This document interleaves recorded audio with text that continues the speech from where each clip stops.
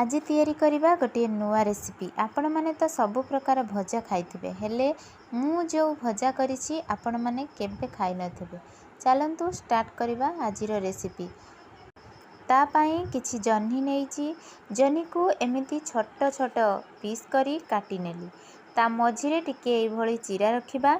ता पाई गोटे मसला प्रस्तुत करिबा। जीरा, बादाम, कंचा लंका, पुस्त ए सब को भल से बाटी नबा। सेतिरे दबा हळदी गुंड, काश्मीर लंका गुंड, स्वाद अनुसार लूण देई गोळई नबा। मसला को जन्ही रे एई भली देई दबा। कढ़ई रे सोरिष तेल दबा। लो मीडियम रे रखिबा। जन्ही को एई भली गोटी गोटी करी कढ़ई रे देई देई कवर कर नबा। एपट सेपट करी भल से भाजी नबा। प्रस्तुत हो गला आमर टेस्टी खाइबा जन्ही भजा। रेडी हो गला आमर जगन्नाथ पाखरे भोग। रहिली। जय जगन्नाथ। वीडियोटी भल लगथिले लाइक, कमेंट, सब्सक्राइब करने को भूलिबेनी।